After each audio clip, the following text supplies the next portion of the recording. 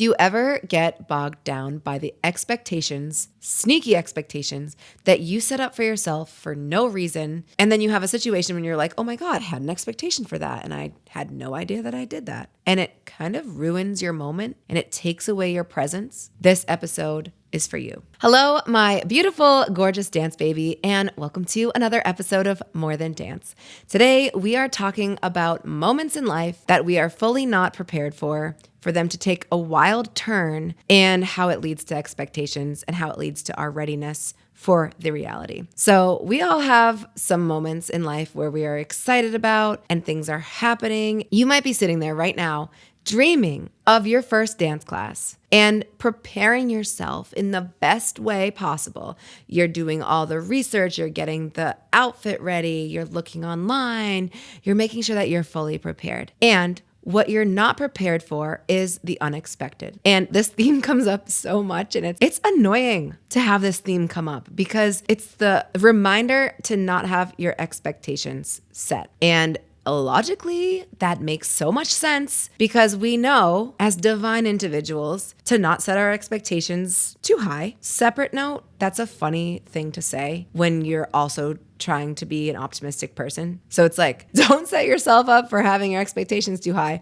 Be optimistic. Don't be pessimistic. I just think of magnets and how they don't go together when they're on the same side. Two negatives or two positives. It's just like, well, that doesn't click. Doesn't make sense. And also what doesn't make sense is how you can sit there and think and know not to set your expectations up. And somehow sneakily, your brain, your body, something within you from like your younger inner child self is secretly going, set the expectations up. It's like the funny thing in the mirror where it's like Kermit the Frog, and then it's like his version in the mirror with like the hood on, and the mirror version would be like, set your expectations up real high. And the other one was like, I'm not going to have any expectations. But it's like that other part of ourself, we don't even know it's working in the background, but it's secretly setting us up for sadness, disappointment, a temper tantrum. And I got to experience this recently. No, I've kind of like tinkered at like telling it to you, the story, but I'm not ready yet because it's like I annoy myself when I think about it.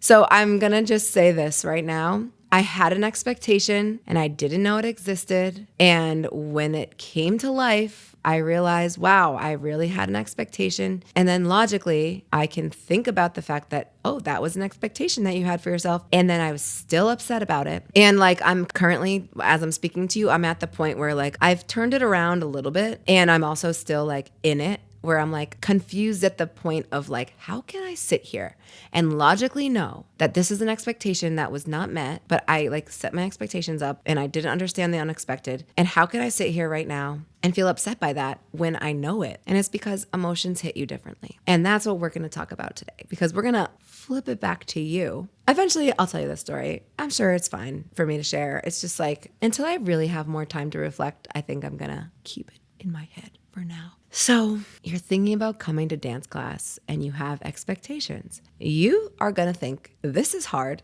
I know it's going to be hard. I'm going to feel awkward. I'm going to feel out of place. Like you're going to have some, I would call them like more negative expectations.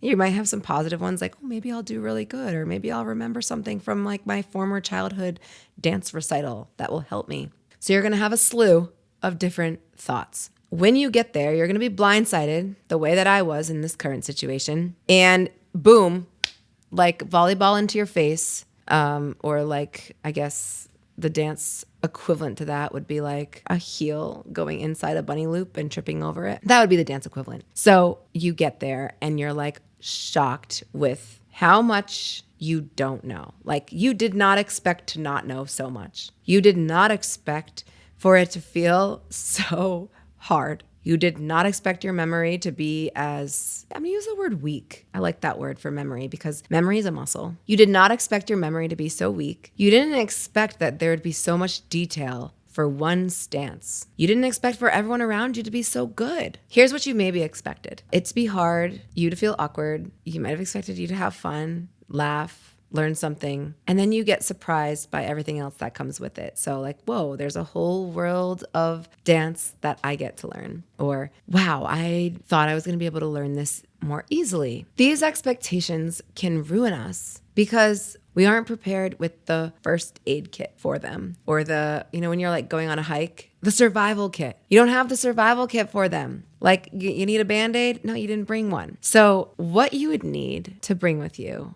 is an open mind. No, I'm kidding. I'm kidding, but I'm not kidding. An open mind is going to be so helpful in these situations because you're open to failure. You're open to the ugly stage. You're open to learning looking really cringy. You're open to taking your time. You're open to making new friends. Being open can be one of the best skills that you can bring in.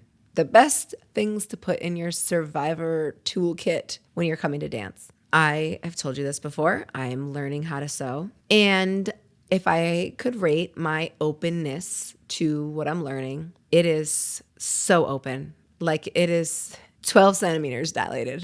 It's really open. And why is it? It's because I had zero expectations for myself for sewing when I first started. Zero. Sewing to me is so foreign because I knew absolutely nothing about it. I didn't even know what it could look like. I've never even watched anyone sew before. So really, I was just so like, okay, whatever. I have a student like that right now, actually. He's so open to dance, like doesn't have any expectations at all for himself. He's just like, yeah, I'm here to learn. It's so cool to be that in that way. And if you could ever be that way, like, wow, lucky you. That's amazing. So I do feel very grateful that I'm that way with sewing. And for whatever reason, dance is not the case. I think a lot of people come to dance and they're ready to dance because they've been watching people dance. They've been watching either their friends dance or more likely they've been watching these hot bomb babes on Instagram, like just looking so hot and sexy, really. Dancing in heels is one of the most powerful things that you can do for yourself as a female. It is so empowering. And when you watch that, you're like, oh yeah, I really want to do that. I could do that. You forget that it's a skill. You just want to be that cool. And you can be if you're patient and if you're open and if you have the time to be patient and open. The one moment where I feel like people don't have time is like when they're coming to me for like a wedding dance and they're like, we have 10 days and it's our wedding. Can we learn how to dance? I'm like, we got to get going. So openness, if you could rate yourself right now with dance or with something that you're learning, how are you grading yourself in terms of openness? What level, 1 out of 10, are you going to give yourself? And within that scale, you get to check yourself. So your divine self will always check your lower self. In a situation, be like me, I told you I had a tantrum. Like my divine self was like, Chrissy, what are you doing? Like, you're fine. And then my like id self was like, no, this is not how I expected it to go. And those two people of myself were conversing and they were like trying to get on the same page. It wasn't really working. Hence, here we are having a podcast about it. This is like my third self. This is the divine self already tried to talk to myself about it. And now the podcast, Chrissy, is like going to talk back to myself and also you. We're all helping each other in the end. So when we get to finding what scale we are, that's where we're going to find all of our hidden expectations. So with the current situation that I'm in, if I could reflect, I wasn't open. I was very closed. I had one exact way of how I wanted it to go, and it didn't happen. And therefore, I am expecting it to somehow still happen, but then I'm grieving what I thought was going to happen. So like a lot of other things come up, which is like not what we want. When you go to dance, you don't want to be thinking about, oh, this is what it was supposed to be. And I was supposed to be good today. And I was supposed to get all the steps today.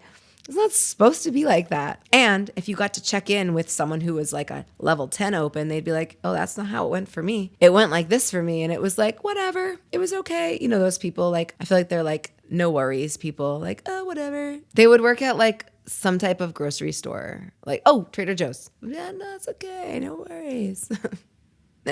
I don't like the phrase no worries. There are tons of worries. Phrase it better. I like the phrase, it's okay, not no worries, because like that's like almost saying like, don't be sad, don't be worried. It's like, no, it's more validating to say like, oh, it's okay, like right now we're gonna blah, blah. Anyway, openness is going to reveal to you where your hidden expectations are lying. Once you know where they are, you get to come out of yourself, your child tantrum self, and you get to say, hey, where did this expectation come from? And reflect about that. Where did it come from and why is it there? So you want to show up to class and you want to get all the steps?